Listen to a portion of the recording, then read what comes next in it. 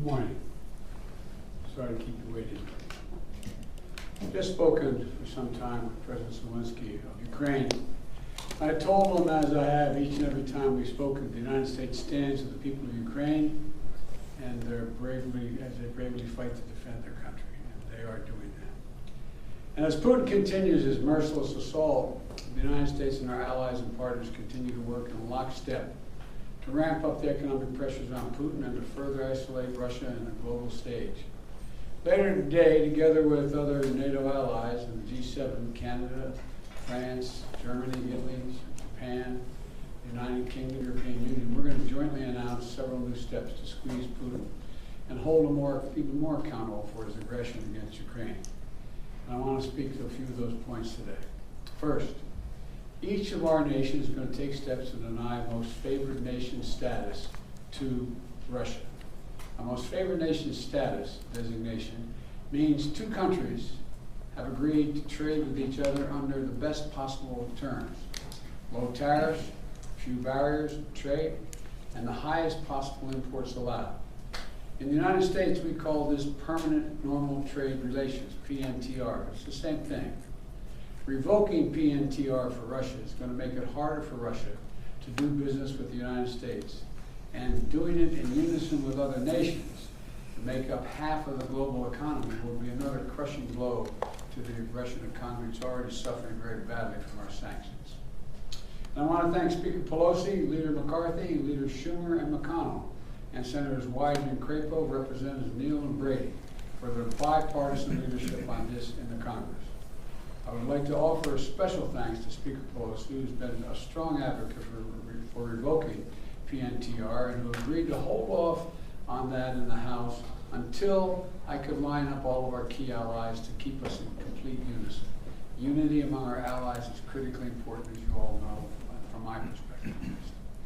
Many issues divide us in Washington, but standing for democracy in Ukraine, pushing Russia's aggression, should not be one of those issues.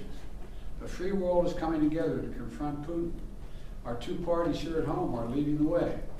With that bipartisan cooperation, I'm looking forward to signing into law the bill revoking PNTR, which is, again, most people think of it as most favored nation status. We're also taking a further step of banning imports of goods from several signature sectors of the Russian economy, including seafood, vodka, and diamonds. And we're going to continue to squeeze Putin. The G7 will seek to deny Russia the ability to borrow from leading multinational institutions, such as the International Monetary Fund and the World Bank. Putin is an aggressor. He is the aggressor. And Putin must pay the price. He cannot pursue a war that threatens the very foundations, which he's doing, the very foundations of international peace and stability, and then ask for financial help from the international community.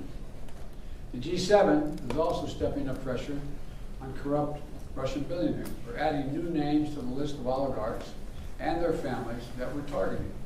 And we're increasing coordination among the G7 countries to target and capture their ill-begotten gains. They support Putin. They steal from the Russian people. And they seek to hide their money in our countries. They're part of that kleptocracy that exists in Moscow. They must share in the pain of these sanctions. And while we're going after these super yachts and vacation homes and for hundreds of millions of dollars, we're also going to make it harder for them to buy high-end products manufactured in our country. We're banning the export of luxury goods to Russia. They're also the latest steps we're taking, but they're not the last steps we're going to take. And as I said, at the beginning of all these steps, we're going to hit Putin harder because the United States and our closest allies and partners are acting in unison. The totality of our sanctions and export control is crushing the Russian economy. The ruble has lost more than half its value. They tell me it takes about 200 rubles equal $1 these days. Moscow Stock Exchange has been closed for 2 weeks because they know the moment it opens it will probably collapse. Credit rating agencies have downgraded Russia's government to junk status. Its economy to junk status. The list of businesses, international corporations leaving Russia is growing by the day. We're also continuing to close corporations, with allies and partners to make sure that the close cooperation we continue to have, the Ukrainian people are able to defend their own nation. The United States has sent more than $1 billion in security assistance to Ukraine over the last year, including anti-armor and anti-air capabilities, taking out tanks and planes and helicopters, with new shipments arriving every day. We, the United States, are also facilitating significant shipments of security assistance from our allies and partners to Ukraine. And the humanitarian front, we're working closely with the UN and humanitarian organizations to support the people of Ukraine who have been displaced by the violence of Ukraine. We're providing tens of thousands of tons of humanitarian supplies, food, water, and medicines, coming via truck and train every single day. Yesterday in Poland, Vice President Harris announced an additional $53 million in additional humanitarian support to Ukraine. That brings the total humanitarian assistance to $107 million in just 2 weeks. We've joined this effort with more than 30 other countries. We're providing hundreds of millions more. And last night, with a great credit to Congress, passed a bipartisan spending bill that included an additional $13.6 billion in new assistance to the Ukrainian people. I look forward to signing that immediately. I also want to be clear, though. We will make sure Ukraine has weapons to defend against an invading Russian force. We will send money, food, and aid to save the Ukrainian people. And I will welcome Ukrainian refugees. We should welcome them here with open arms if they need access. And we're going to provide more support for Ukraine. We're going to continue to stand together with our allies in Europe and send unmistakable message. We'll defend every single inch of NATO territory with the full might of the united and galvanized NATO. We will not fight a war against Russia in Ukraine. Direct confrontation between NATO and Russia is World War III, something we must strive to prevent. But we already know Putin's war against Ukraine will never be a victory. He hoped to dominate Ukraine without a fight. He failed. He hoped to fracture European resolve. He failed. He hoped to weaken the transatlantic alliance. He failed.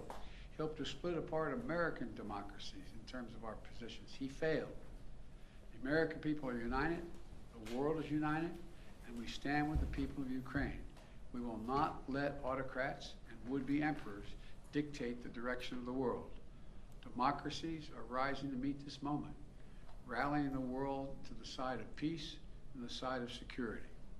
We're showing our strength, and we will not falter. God bless all of you. God bless Ukraine, and God bless our troops. President Biden, your White House has said that Russia may use chemical weapons or create a false flag operation to use them. What evidence have you seen showing that? And would the U.S. have a military response if Putin does launch a chemical weapons attack? I'm not going to speak about the intelligence, but Russia would pay a severe price if they use chemical weapons. Would the U.S. send troops in? Extending the federal gas tax? Will this make Putin stop his war?